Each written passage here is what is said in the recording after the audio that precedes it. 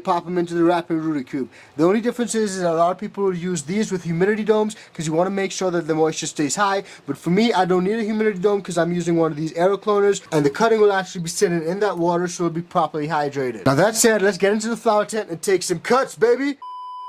Alright y'all, so we're back in the flower tent right now, about to take some cuts, but there's something that I actually wanted to talk to you guys about, because a lot of people have differing ideas and ideologies when it comes to taking cuts and where is the best place to take them from. So right here, we're going to start off with the Hulk's Breakfast A, which I got right next to me. It's a really beautiful plant, really nice lateral branching, and as you guys can see, we got some really beautiful structure on this. Man, I'm so dang proud of this plant. You guys actually seeing some of this internodal stacking, this beautiful stacking on this plant. This is a gorgeous plant, guys, no cap at all. This is a beautiful plant. I'm really pleased with this. If you guys have the opportunity to run this, definitely run it, because this is a beautiful plant. But what I'm actually going to say is that people have differing thoughts and different ideologies on where they should take cuttings from. Now for me, my thoughts, this is just personal preference, guys. There's no right or wrong way to do anything. You can mix it all up. You can do whatever works for you. This is just my personal preference. I prefer to take cuts when possible from some of the lower branches. I've had good success with those, and right where the branches actually start to like internode and stuff like that,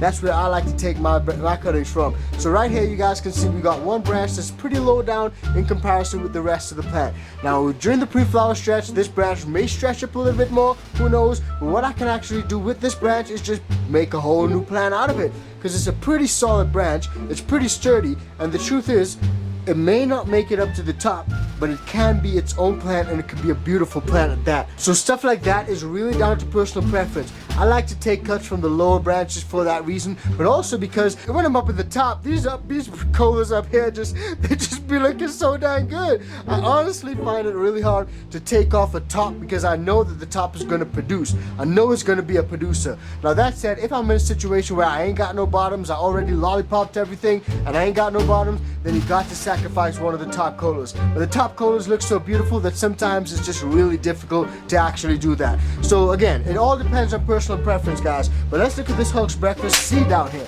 This is the other pheno. Now down here you guys can see we got another branch down here which looks like it may be okay, may not make it, may make it, we're not 100% sure, but we got one down here that looks like it's definitely not gonna make it. This one right down here, you guys can see a little small one, this one low down. So this for me again is a personal candidate and one that I will take off. But it's all down to preference. If you guys prefer taking cuts from top branches, that's absolutely fine. I've heard people have great results with taking from top branches, but I've also had good results myself with taking from some of the lower ones. So don't get caught up with what people say. Try it your way. If it works that way for you, try it again, try it a different way, and see what you prefer. See if you have better results one way as compared to the other. Now for me in this run, I'm going to be taking mostly from some of the lowers and see how those work out. But in my experience, if you guys want something to root really quickly and want to get a big plant fast, then taking some of the more established top branches is definitely a good option and probably the way to go. If you guys are going to pop your plants into veg them for a little bit, then there's no harm in taking some of the lowers because it's going to grow into its own substantial plant anyway. So all that said, let me know what you guys think. Do you guys prefer taking cuts from the lower part of the plant or the higher part of the plant? Me personally, I don't mind going with the lowers, but sometimes you got to go with the uppers. It all depends on what's going on in your tent.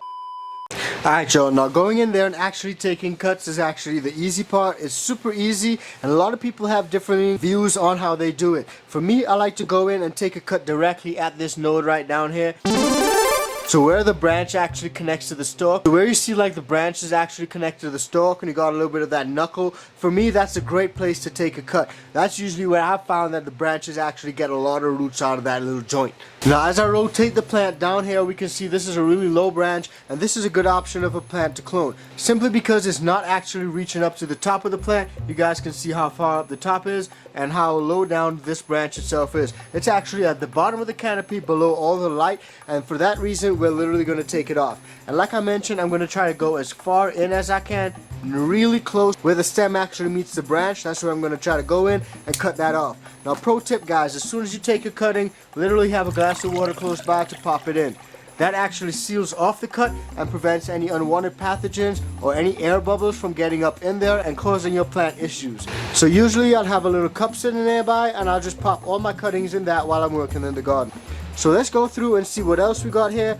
And while I'm in here, I'm gonna just do a little quick trim on any of the unnecessary little shoots that are popping off like we discussed earlier, and that'll also help just to increase some airflow and air circulation within the canopy, and also just get rid of those suckers or those shoots that ain't gonna produce anything substantial.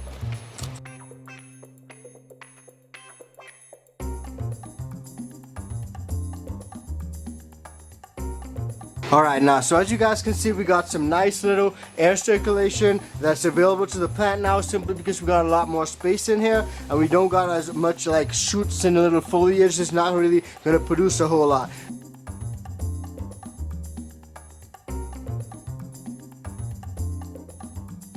Alright y'all, so once I got my cut right here, like I said, I stuck it in that little cup of water just so that it doesn't get any air bubbles. But I can remove that, and I'm going to grab my rooting hormone, that Clonex, which I popped into this little container. And I'm going to literally just go through and cut off any of these little unnecessary shoots that are around the side, because we literally don't need those right now, and sometimes I've seen them try to grow.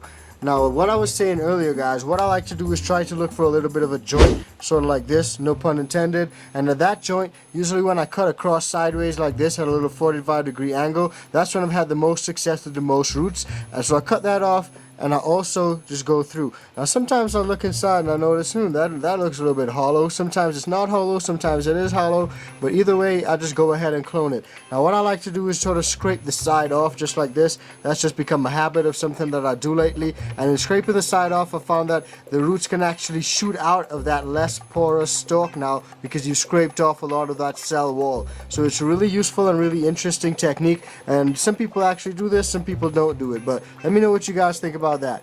Now once I've done that, I literally just grab my rooting hormone and I plop them in there and literally let it sit for a bit. Now because I'm going into an aeroponic cloner, some of this rooting hormone may drip straight into the cloner and float away. You may be like, what the hell, am I just wasting it? And for that reason, I just literally like to let it sit for a little while. So what I'm gonna do is take it and just set it down right here and head back into the garden and continue grabbing some more cuts. So that's pretty much the gist of how I take the cuts, guys. I'm gonna be going through all these plants and some of these lower branches, like this little branch down here. I'm gonna definitely be taking this one and propagating this one from the Hulk's breakfast. This one in the back here from the pastries. This one looks really low. We're gonna be taking this one off and propagating that. So we'll be pretty much going in here, snipping that off just like that, grabbing it really quickly, slipping it into a little cup of water and letting it sit there. And then I'm gonna go through and see if there's any other branches. Maybe I'm gonna take this one too, because this one looks a little small.